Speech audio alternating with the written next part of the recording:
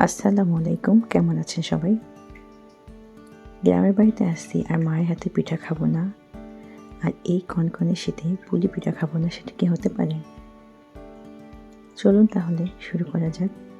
গ্রামের বাড়িতে গ্রামীণ পরিবেশে যেভাবে তৈরি করা হয় সেভাবেই তৈরি করা হচ্ছিল পিঠাগুলো।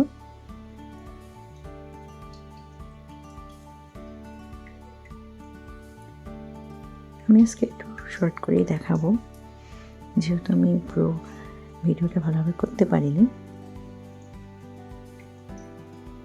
তাই যতটুকু ভিডিও করতে পারছি ভাবলাম যে শেয়ার করি আপনাদের সাথে। এই তো আমার মেয়ের ক্ষুধা লেগে গিয়েছিল আগে, তাই আমি আগে একটু ভেজে নিয়েছিলাম মেয়েকে দেওয়ার জন্য। আর আমার এভাবেও কিন্তু পিঠাটা খেতে খুবই ভালো লাগে। আর কার কার পুলি পিঠা পছন্দ অবশ্যই জানাবেন। তারপর দুধ জাল করে নিয়ে সেখানে এগুলো ডুবিয়ে দেওয়া হলো, আর এভাবে রাতের বেলা রেখে দিব। সকালবেলা খেতে কী যে মজা লাগে। কে কে খেয়েছেন এই শীতে অবশ্যই জানাবেন। সবাই ভালো থাকবেন। আল্লাহ হাফেজ।